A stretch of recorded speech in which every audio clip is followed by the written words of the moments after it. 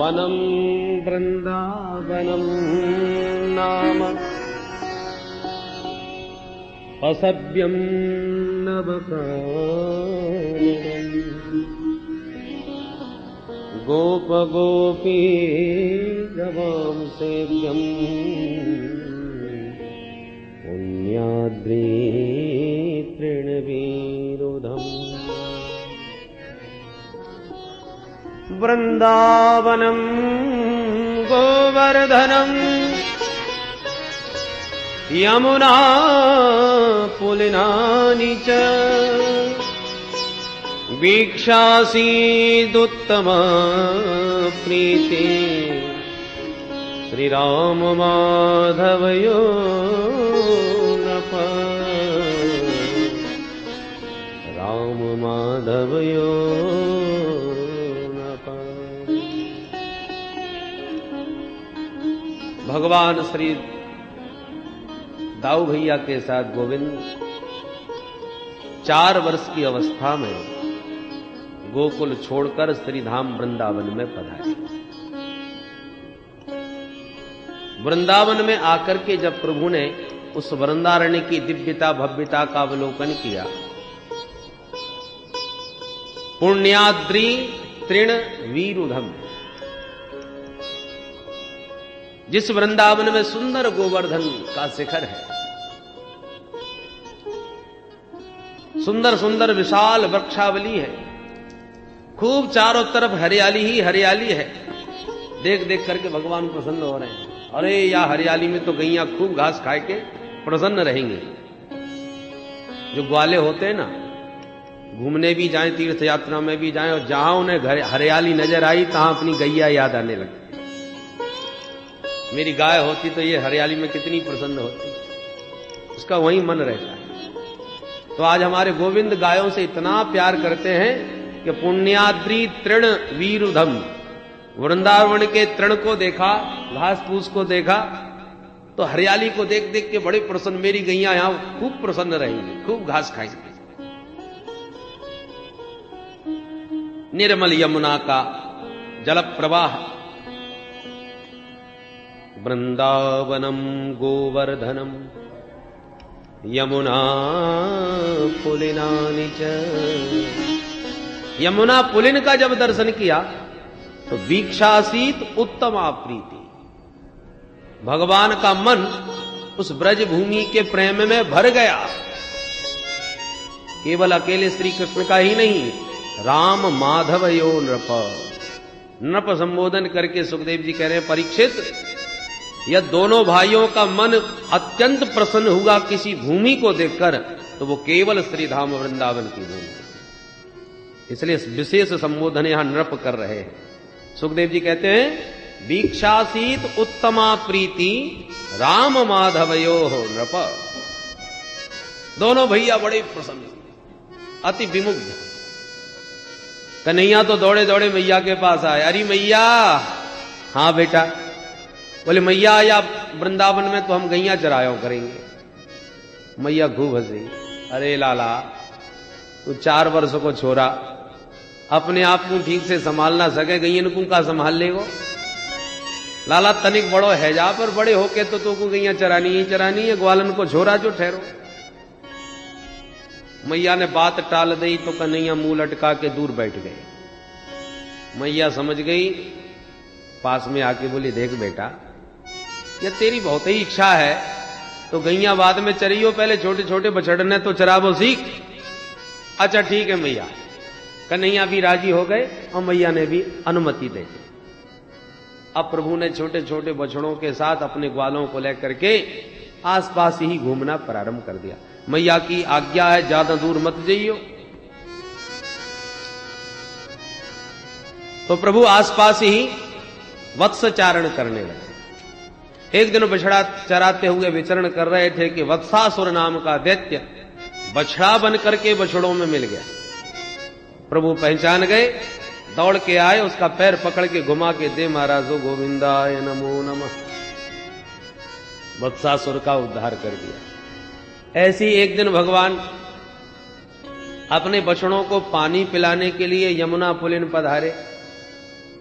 तो वहां बैठा हुआ था बकासुर, ये पूतना का बड़ा भाई। जो इसने गोविंद को देखा, अच्छा तो यही है काला काला मुरली वाला, मेरी बहन को मारने वाला, बदला लूंगा। सो बगुला बना बैठा रहा। जैसे ही प्रभु निकट आए तो एकदम पूरे वेग से दौड़ा और मुंह फाड़ करके भगवान को पकड़ के गले में धर के गटक गया, निकल गया। ब्रजवासी देखते ही चिल्ला भी लगे, अरे राम राम, ये कितना बड़ो बगुला कन्हैया को पकड़ के खा गए, बचाओ बचाओ, बेचारे चिल्ला भी लगे सब ग्वाला। पर भगवान ने वाके पेट में जाके अपना श्री विग्रह इतना गर्म कर लिया कि उसे ऐसा लगा जैसे आग का अंगारा खा लिया हो, जलने लगा, छटपटाने लगा। सो तुरंत इसने भगवान को मुखद्वार से पुनः बाहर कर दिया। जैसे ही प्रभु बाहर आए, भगवान ने उसकी चोंच पकड़ के बीच में से चीर दिया। सो गोविंदाय नमो नमः, बकासुर का भी उद्धार कर दिया। इसी प्रकार क्रीड़ा करते हुए प्रभु एक दिन आंख मिचोनी खेल रहे थे। ब्रजवासियों तुम छुप जाओ, हम ढूंढेंगे। ठीक है लाला। तो सब छुपने के लिए स्थान देख रहे थे, कहां छुपे। इतने में आ गया अघासुर। उस अघासुर ने बड़े विशाल अजगर का रूप बनाया और मुंह फाड़ करके जिह्वा धरती में सटा के प्राणायाम चढ़ा के बैठ गया, श्वास रोक के, ना हिले ना डुले, बिल्कुल पाषाण प्रतिमा बन गया। तो ब्रजवासी देखते बोले, अरे भैया इतने दिना है गया वृंदावन में घूमते, पर या गुफा को आज पहली बार देखो। दूसरों बोलो, भैया ये गुफा तो ऐसी मालूम चल रही है जैसे कोई सर्प हमें ही खावे बैठो हो। भाई गजब, कोई कारीगर है, कैसी सजीव गुफा बनाई दी, सर्प के आकार की गुफा है। भैया कलाकारन की कहनो का जीवंत बनाए दे। एक बोलो, भैया मैंने तो ऐसी सुन रखी है कि वृंदावन की गुफा में बड़े बड़े महात्मा भजन किया करे, तो या गुफा में बाबा बैरागी सब बैठे होंगे, चलो देख के तो आवे कौन कौन है, कैसे कैसे महात्मा है। चलो घुस बैठे सब। अब जैसे ही वाके जिह्वा पर कदम रख के ब्रजवासी भीतर गए, एक बोलो, भैया वृंदावन के महात्मन के बड़े ठाट बाट हैं, देख तो सड़क ऐसी बना रखी है जैसे गद्दा बिछा रखे हो। ऐसी गजब की सड़क कब होना है देखी भैया। चलो और अंदर चले। जब दरवाजे पे इतनी सुंदर है तो भीतर कितनी सुंदर होगी। और आगे बढ़े। लंबे लंबे वाकई ये दांत चारों तरफ जो थे। एक बोलो, चोरे ये सफेद सफेद खूंटा काय को ठोक रखे। एक बोलो, ये वृंदावन के महात्मन को नियम होएगा कि अपना सामान खूंटी से टांग के आवे, सामान लेके भीतर न घुसे। ठीक है भैया, तो जाके हाथ में जो तो टांगे भी लगे और आगे बढ़े। इतने में अघासुर जो अब तक श्वास रोके बैठा था, उसकी श्वास धीरे धीरे बाहर निकली। उसने श्वास छोड़ी तो गरम गरम दुर्गंधपूर्ण वायु जब अंदर से आई तो ब्रजवासी नाक पकड़ के बोले, हे भगवान, ये दुर्गंध कैसी आ रही है गुफा में से, और इतनी गर्म हवा।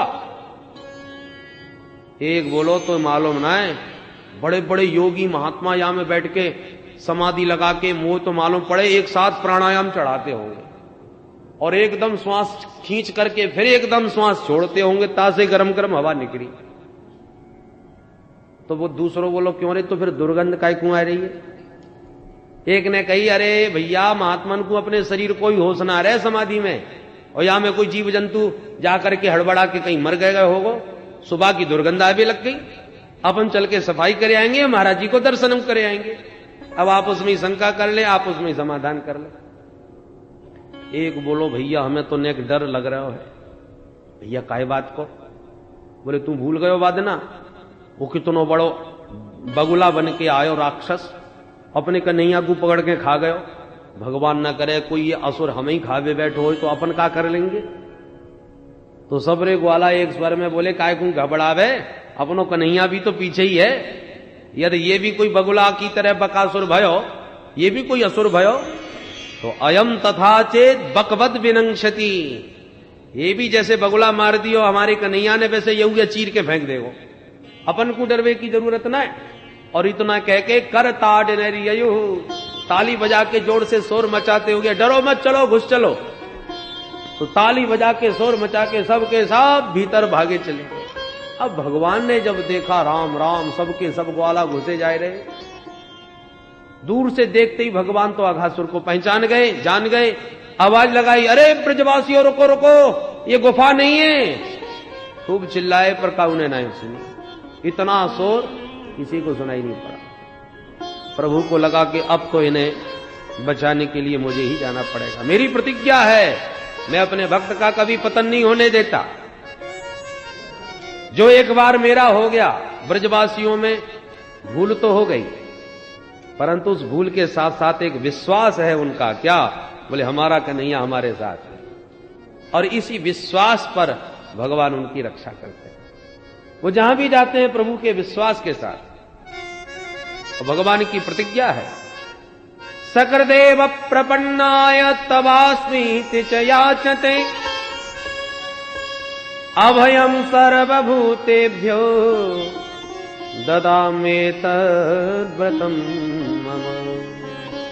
सकृत माने एक बार भी जिसने कह दिया तवास्मी, प्रभु हम तो सब तुम्हारे हैं, मैं तुम्हारा हूं, तो फिर मैं क्या करता हूं? बोले सर्वभूतेभ्यो अभयम ददामी, समस्त भूतों से उसे मैं अभय दे देता हूं। एतत् मम व्रतम, ये मेरी प्रतिज्ञा है। अध्यात्म रामायण में, वाल्मीकि रामायण में भगवान की इस प्रकार की प्रतिज्ञा है।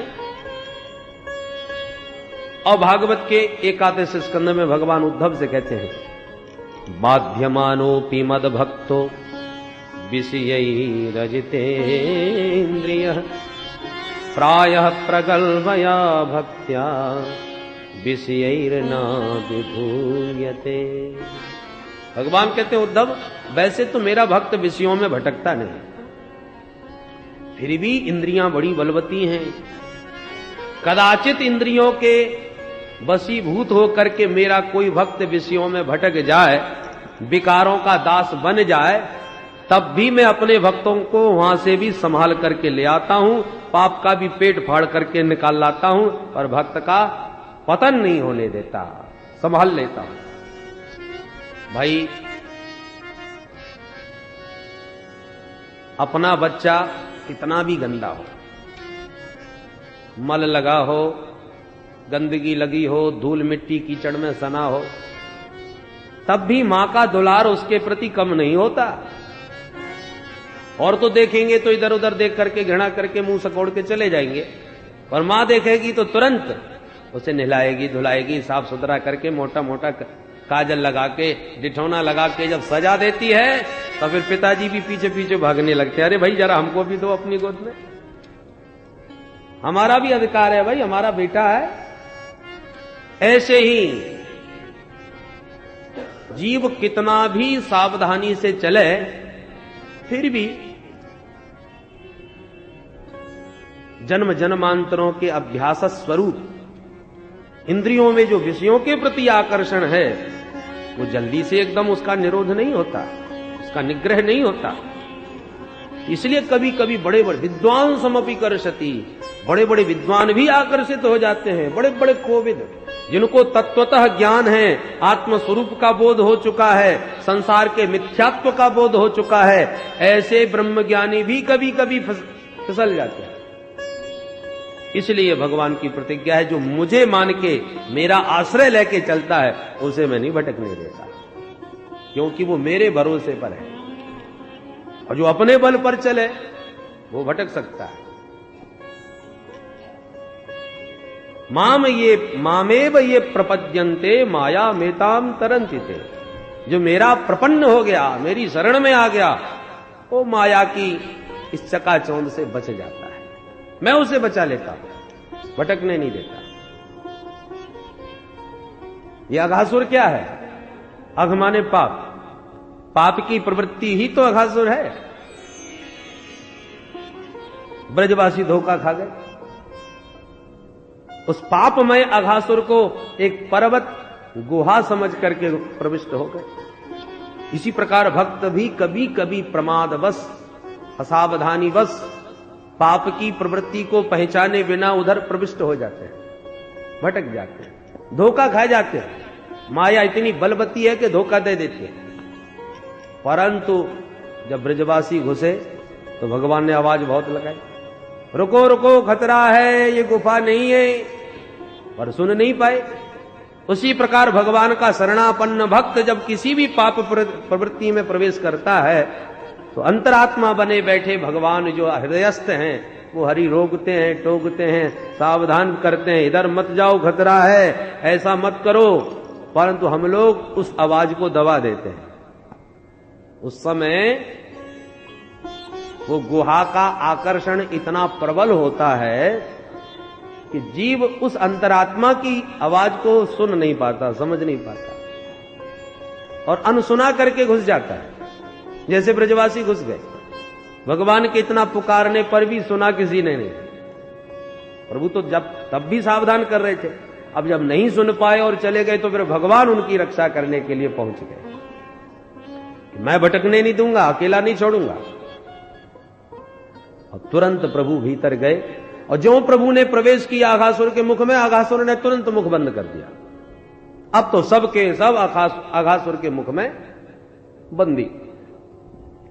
बड़े बड़े देवता ये दृश्य देख रहे थे विमानों में, वो तो हाहाकार करने लगे, अरे अघासुर तो सबको खा गया। और भगवान ने क्या किया, उसके श्वास छिद्र में बैठकर अपना शरीर बढ़ाकर सर्वथा उसके श्वास छिद्र को अवरुद्ध कर दिया, रोक दिया। जब श्वास का आवागमन सर्वथा अवरुद्ध हो गया तो बिना श्वास के छटपटाने लगा। थोड़ी देर पर तड़फा और उसके बाद उसका ब्रह्मरंध्र फट गया और उसी छिद्र से भगवान सारे ब्रजवासियों को निकाल करके बाहर ले आए। अमृतमयी दृष्टि से देखा तो सबके सब सोते हुए से जाग करके खड़े हो गए और अघासुर के शरीर से एक तेज पुंज निकला जो भगवान के चरण कमलों में विलीन हो गया।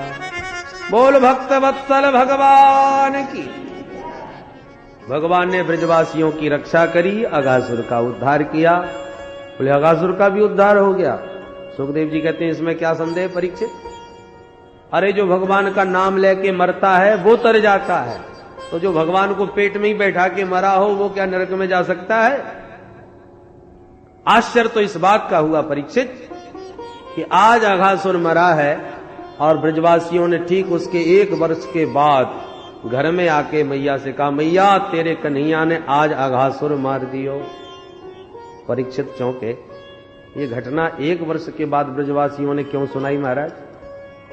सुखदेव जी कहते, सुनो परीक्षित, तुम्हारे मन में कृष्ण कथा के प्रति अतिशय अनुराग देख देख करके मुझे कोई भी रहस्य छुपाते नहीं बनता।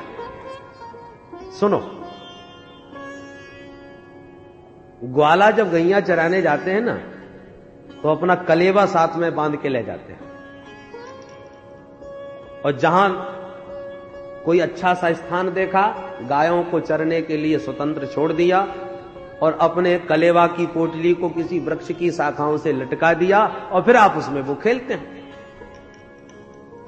तो जब अघासुर के मुख से बाहर निकले सब ब्रजवासी तो बोले, कन्हैया तेरी कृपा से बच गए आज, नहीं तो हमारा तो नाश्ता है गया हो तो। पर लाला अब हमको बड़ी जोड़ते भूख लग रही है। भगवान बोले, तो निकालो अपना अपना कलेवा, उतारो। यदि ब्रजवासी कलेवा अपने साथ ही रखते तो अघासुर के मुख में तो सारा कलेवा खराब हो जाता, विषैला हो जाता। परंतु अघासुर के मुख से बाहर आकर के फिर वृक्षों की शाखाओं में जो लटका रखा था कलेवा वो सबने उतारा। कन्हैया बोले, चलो यमुना तट पर बैठ के भोजन करेंगे। सबको लेके यमुना तट पधारे। यमुना जी की सुंदर सुंदर नव कोमल बालुकम,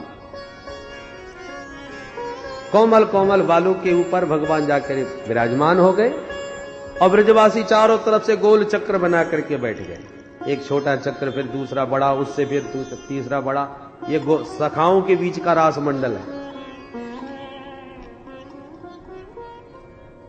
एक तरफ भगवान मुख करते हैं तो दूसरा पीछे से खींचता है, कन्हैया मेरी तरफ मुख कर।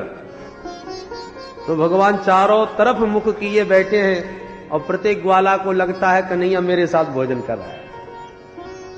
सबको भगवान के मुख कमल की शोभा का दर्शन हो रहा है। भगवान किसी को भी विमुख नहीं होने देते, क्योंकि जिस ओर से पीठ होगी वही ब्रजवासी असंतुष्ट होंगे। इसलिए सबको लग रहा है हमारी तरफ मुंह किया। भोजन प्रारंभ हो गया। कैसे भोजन हो रहा है आप भी दर्शन करें सुखदेव जी के शब्दों से। बिभ्रद वेणुं जठर पटयो श्रृंग वेत्रे च कक्षे वामे पाणौ मसृण कवलम तत्फलान्यंगुलीषु तिष्ठन् मध्ये स्वपर सुहृदो हासयन् नर्मभिस्वै स्वर्गे लोके मिसति बुभुजे यज्ञ भुगवाल के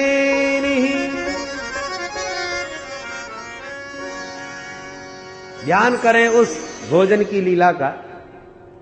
भगवान भोजन करते समय अपने पीतांबर को उतारकर कमर में बांध लेते हैं और जोड़ से कमर में बंधे हुए उस पीतांबर में एक तरफ श्रृंगी और एक तरफ बंसी को डाल लेते हैं। श्रृंगी सींग की, सींग के द्वारा श्रृंगी बनती है जिसको इतनी जोर से बजाते हैं कि सारे बछड़े उस ध्वनि को सुनते ही दौड़ते भागते चले आते हैं। और बांस की बांसुरी, तो एक तरफ बंसी एक तरफ श्रृंगी को डाल रखा है बंधे हुए पीतांबर में। बिभ्रद वेणुं जठर पटयो श्रृंग वेत्रे च कक्षे। एक वेत्र है, वेत्र माने डंडा, बछड़ों को हाँकने वाला डंडा भोजन करते समय अपने बगल में धर लेते हैं पास में। बामे पाणौ मसृण कवलम, बाएं हाथ के हथेली पर दही भात का मिश्रित कवल बना रखा है। और कुछ ब्रजवासी पत्ते तोड़ लाते हैं, पत्ते में परोस के पाते हैं, पर हमारे गोविंद तो करपात्री बन के भोजन पा रहे हैं। अपने बाम कर को ही पात्र बना रखा है, तो बाएं हाथ के हथेली पर दही भात मिला के रख लिया और सब ग्वालों से एक एक फल का अचार मांग लिया। तू कौन सा अचार लायो भैया, निकाल। एक एक कली सब फलों के अचारों की मांग मांग के उंगलियों के बीच में दबा ली। आम का, नींबू का, मिर्ची का, टेंटी का, ये सब खट्टे मीठे अचारों के साथ दही भात का भोग लगाए रहे। बामे पाणौ मसृण कवलम तत्फलान्यंगुलीषु तिष्ठन् मध्ये स्वपर सुहृदो हासयन् नर्मभिस्वै। सब ग्वालों के बीचों बीच गोविंद विराजमान है और गोल चक्र बनाए जो लंबा चौड़ा ग्वालों का समुदाय है, उनके बीच में बैठे बैठे भोजन के साथ साथ हासयन् नर्मभिस्वै, कभी खूब जोर से हंसते हैं तो कभी कोई ना कोई व्यंग करके परिहास करने लग जाते हैं, हंसी मजाक। मौनी बाबा बन के नहीं कर रहे भोजन। स्वर्गे लोके मिसति बुभुजे यज्ञ भुगवाल के लिए। स्वर्ग के तमाम देवी देवता विमानों में छाए हुए इस भोजन लीला का दर्शन करते आप उसमें कानाफूसी कर रहे हैं। देखो देखो वो बड़े बड़े यज्ञों का भोक्ता नारायण आज कैसे भोजन कर रहा है। अरे बड़े बड़े वेद पाठी, बड़े बड़े कर्मकांडी विद्वान, नाभ्या आसीदंतरिक्षगु शीर्षोर्ध्यो समवर्तत पदभ्यांगुमिदृशः सोत्रार्थधा लोकां अकल्पयन्ना। लंबे लंबे वेद पाठ करते हैं और फिर भी भोग लगाने नहीं आते। और यहां देखो उस ग्वाला ने आधा लड्डू खा लिया। कन्हैया मेरो लड्डू बड़ो गजब को है, तू खा के तो देख। अब आधो खा लियो तब कन्हैया को खवायो। झूठे मीठे का कोई विचार नहीं। यज्ञ भुग बाल अकेली, वो यज्ञ भोक्ता नारायण की इस बाल लीला को तो देखो, इस भोजन की लीला को तो देखो। परंतु ब्रह्मा जी बार बार सिर खुजलाने लग गए, कभी नाक सकोड़ने लगे। हे भगवान, ये नारायण, इसमें तो कहीं से भी भगवत्ता के लक्षण नजर नहीं आ रहे। देखो देखो, अब क्योंकि ब्रह्मा जी वेद विधि विधान के बहुत अच्छे ज्ञाता हैं, वो वेद विरुद्ध और विधि विधान के विपरीत कोई भी कार्य देखना पसंद नहीं करते।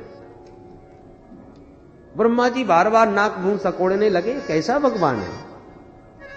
अरे भोजन का एक नियम होता है, हाथ पैर धो करके बैठना चाहिए, आसन पर बैठना चाहिए, पवित्रता के साथ बैठना चाहिए, भोजन किसी का उच्चिष्ट न खाना चाहिए न खिलाना चाहिए, मौन होकर के भोजन करना चाहिए। यहां पर एक भी लक्षण नहीं दिख रहा। भोजन करने के लिए सीधे दौड़े आए, गपदी से बैठ गए, ना हाथ धोया ना पैर धोया, जमुना जी के तट पर भोजन कर रहे। आसन का कोई काम ही नहीं, जूठे मीठे का कोई विचार ही नहीं, चाहे जिससे मांग रहे हैं चाहे जिसका खा रहे हैं। ये कैसा नारायण, ये कैसा भगवान? अब भोजन करते करते कभी कभी दौड़ पड़ते हैं, एक दूसरे पर अनेक प्रकार के कटाक्ष करके हास्य परिहास भी कर रहे हैं। कहीं भी कोई मर्यादा दिखाई नहीं पड़ रही। विधि विधान के विशेषज्ञ ब्रह्मा जी चक्कर में पड़ गए। मुझे तो लगता है ये भगवान नहीं हो सकते। फिर विचार में आया, नहीं नहीं, अभी अभी अघासुर को मारने वाले भी तो यही हैं, और मेरी आंखों के सामने अभी अभी अघासुर का तेज इनके चरणों में भी विलीन हुआ। इससे तो सिद्ध हो गया कि ये नारायण। और फिर देवकी का 8वां पुत्र भी तो यही है, और प्रभु ने मुझे स्वयं आदेश दिया था कि मैं देवकी नंदन वासुदेव कृष्ण बन के प्रकट होऊंगा। इसका मतलब वो तो यही है। अब एक खोपड़ी कहती है भगवान हो नहीं सकते, दूसरी खोपड़ी कहती है नहीं नहीं भगवान यही होने चाहिए, तो 4 खोपड़ी वाले चक्कर खाए गए। ब्रह्मा जी को लगा जब इतना संकल्प विकल्प हो रहा है, ये संदेह हो रहा है, तो क्यों ना परीक्षा ले ली जाए। हां, यही उचित है। ब्रह्मा जी ने क्या लीला करी कि भगवान तो इधर भोजन में मस्त हो रहे थे, ब्रजवासियों के साथ मुग्ध हो रहे, उधर धीरे से आए ब्रह्मा जी और सारे बछड़ों को चुरा के ब्रह्मलोक ले गए। ब्रजवासी बोले, ए लाला, खा तो ही रहेगो कि बछड़न ने देखेगो? भैया दूर दूर तक एक उनादी से। कन्हैया बोले, तो तुम भोजन करो, मैं देखवे जाऊं कहां चले गए, कहां भाग गए। तो कुछ तो मुंह में भर लिया भोजन का ग्रास, और कुछ अपने हाथ में ले लिया, और खाते खाते दौड़ लगा दी। सपाणी कबलो ययऊ, हाथ में भोजन का ग्रास लिए भागते चले गए। और जहां भाग करके गए बछड़ा देखने, तब तक ब्रह्मा जी दौड़ के आए, सारे ब्रजवासियों को भी उठा के ले गए। अब भगवान दूर दूर तक जंगल में बछड़ों को देखते फिरे, एक नजर नहीं आया। प्रभु ने सोचा कि अब भाई कोई गायब होता, कोई छुपता, एक हाथ जाता। यहां हजारों की संख्या में हमारे बछड़े थे, सबके सब कहां गायब हो गए भाई। लौट के यमुना तट पर आए तो अब एक भी ब्रजवासी नहीं। प्रभु को लगा कुछ गड़बड़ है भाई। जो ध्यान लगा के देखा सो ध्यान में प्रभु सब समझ गए। अच्छा, तो ये ब्रह्मा बाबा की करामात है, ये हमारी परीक्षा ले रहे हैं। ठीक है, तो हम भी इनको जवाब देते हैं। तो जो जिस विषय का विद्वान हो उसी को उसी विषय में प्रभावित किया जाए तो वो पांडित्य है। व्याकरण का विद्वान हो, उसे व्याकरण की व्युत्पत्तियों से प्रसन्न और प्रभावित किया जाए तब वो आपकी योग्यता को मानेगा। वेद पाठी है तो उसको वैदिक मंत्रों से प्रभावित किया जाए तो वो आपको मानेगा। तो भगवान को लगा ब्रह्मा जी सृष्टि करने के विशेषज्ञ हैं, सृष्टि करता है, तो हम भी इनको नई सृष्टि करके दिखाते हैं, इन्हीं के विषय में इनको प्रभावित करते हैं। भगवान ने क्या लीला रची, जितने ब्रजवासी थे भगवान उतने ही ब्रजवासी बनके तैयार हो गए, जितने बछड़े थे भगवान उतने ही बछड़े बनके तैयार हो गए।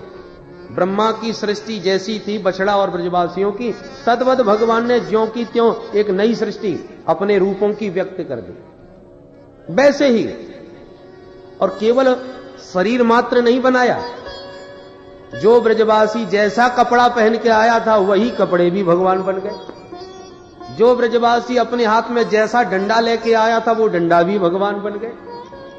अरे भाई, केवल शरीर भगवान बनते, शरीर बना लेते ब्रजवासियों का, तो जब नंगे जाते ब्रजवासी तो ब्रजवासी के मां बाप नहीं टोकते, अरे कपड़े कहां छूट गए, तो कपड़े भी भगवान को बनना पड़ा। और खाली हाथ पहुंचते तो मां बाप डांटते, तेरा डंडा कहां गया, तो डंडे भी भगवान बने हुए। सर्वम विष्णुमयम जगत आज ये महावाक्य भगवान ने चरितार्थ कर दिया। यावत वत्सप वत्स काल्पक वपुर यावत करांघ्यादिकम यावत यष्टि विषाण वेणुदल सिक यावत विभूषांबरम यावत क्षीण गुणाभिधा कृतिवयो यावद विहारादिकम सर्वं विष्णुमयं गिरोंगवदज सर्वस्वरूपो बभौ